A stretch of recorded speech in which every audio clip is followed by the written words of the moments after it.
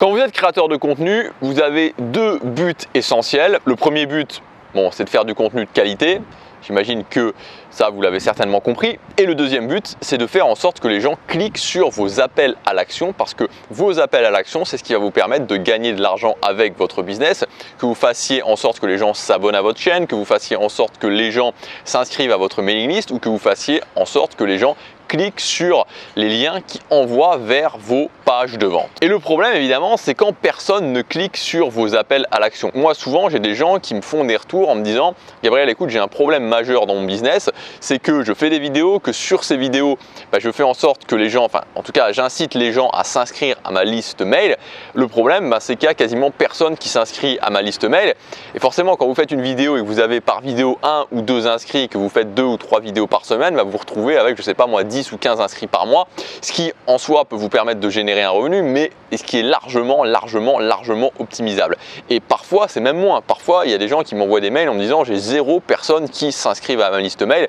Et donc là, évidemment, ça pose un très gros problème. Et d'une façon générale, que ce soit sur la liste mail, comme je vous disais, ou que ce soit sur autre chose, à partir du moment où il y a pas de gens qui cliquent sur vos appels à l'action, vous avez un problème et votre business en ligne est en danger. Alors la méthode dont je voudrais vous parler, c'est ce que j'appelle la méthode de l'intégration. La méthode de l'intégration, c'est le fait que votre appel à l'action soit intégré complètement dans votre contenu, donc par exemple dans votre vidéo.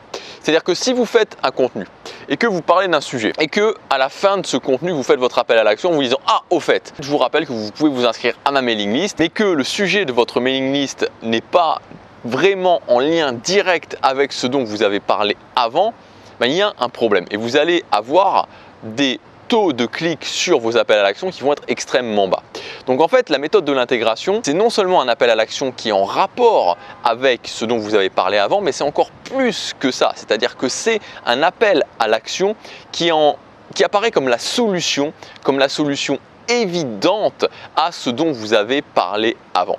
C'est-à-dire qu'en gros, vous allez partir d'un problème et l'appel à l'action qui va se trouver à la fin, que ce soit pour une vidéo de vente, une page de vente pour votre mailing list, va apparaître comme la solution naturelle et logique à la suite de votre vidéo et donc les gens vont naturellement beaucoup plus cliquer. Vous partez d'un problème et l'appel à l'action est la solution. Alors vous partez d'un problème parce que forcément quand vous êtes créateur de contenu, vous êtes là pour résoudre les problèmes des gens et vous êtes aussi là pour apporter des solutions.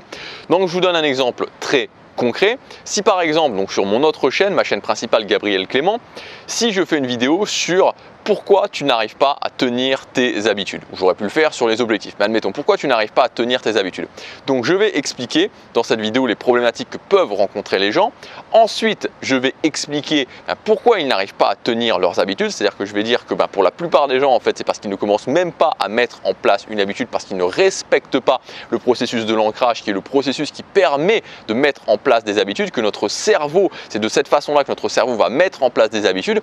Ensuite, je vais passer à l'explication de ma méthode, donc la méthode AAR, qui va permettre d'exploiter ce mécanisme pour mettre en place des habitudes de la bonne façon. Et enfin, je vais faire un appel à l'action où je vais dire, par exemple, tu peux t'inscrire à ma mailing list ou tu peux cliquer sur ce lien où je vais t'expliquer en détail comment mettre en place cette méthode dans ton quotidien. Parce qu'évidemment, avoir la méthode, c'est bien, mais ensuite savoir exactement comment je peux la mettre en place dans mon quotidien, c'est ça qui va faire la différence. Et voilà l'exemple d'un modèle d'intégration où je pars d'un problème et où l'appel à l'action apparaît comme la solution logique et naturelle à ce problème.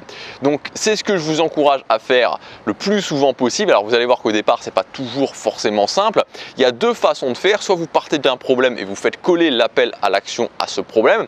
Donc quand c'est sur des formations par exemple, et que vous partez évidemment du bon problème, pas d'un problème qui n'a rien à voir, c'est possible de faire coller les appels à l'action par rapport à ça en faisant en sorte que l'appel à l'action justement soit sous un angle qui permette qu'il apparaisse comme la solution à ce que vous venez de dérouler dans votre contenu, ou vous avez la solution inverse qui est de partir de l'appel à l'action et de l'appel à l'action de remonter jusqu'au problème. Ça peut être intéressant, notamment quand vous faites des appels à l'action sur vos mails privés, sur une mailing list privée, comme moi je fais, de se dire quels sont les points principaux de cette mailing list et donc de remonter par rapport à ça au niveau des problème. Donc ça, ce que je viens de vous expliquer, c'est quelque chose que vous devez mettre en pratique dans vos contenus et c'est ce qui fait partie d'une thématique plus globale que moi j'appelle le fait de devenir unique. On a vu il y a quelques vidéos les idées switch. Là, je viens de vous parler de la méthode de l'intégration.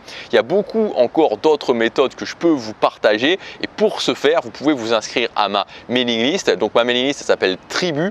L'idée de cette mailing list, c'est de vous permettre de créer une petite tribu de fans, c'est-à-dire de vivre avec un business qui a une petite audience et de ne pas chercher, comme la plupart des gens, à avoir toujours plus d'audience, qui est devenu extrêmement compliqué aujourd'hui en 2020, que ce soit sur Google et sur YouTube, mais de faire exactement l'inverse et d'exploiter chacune de ces vues. Et donc pour créer cette petite audience de fans, il va falloir être ciblé au niveau de sa thématique, il va falloir devenir unique. Et devenir unique, c'est justement l'une des choses que je vous ai expliqué dans cette vidéo et qu'on va voir beaucoup plus en détail avec des choses beaucoup plus précises, avec des méthodologies beaucoup plus précises où je vais vous expliquer, parce que c'est plus facile par texte notamment, de vous expliquer exactement comment mettre ça en place dans vos contenus. Je vous donnerai notamment aussi des plans de contenu préfaits que vous allez pouvoir utiliser.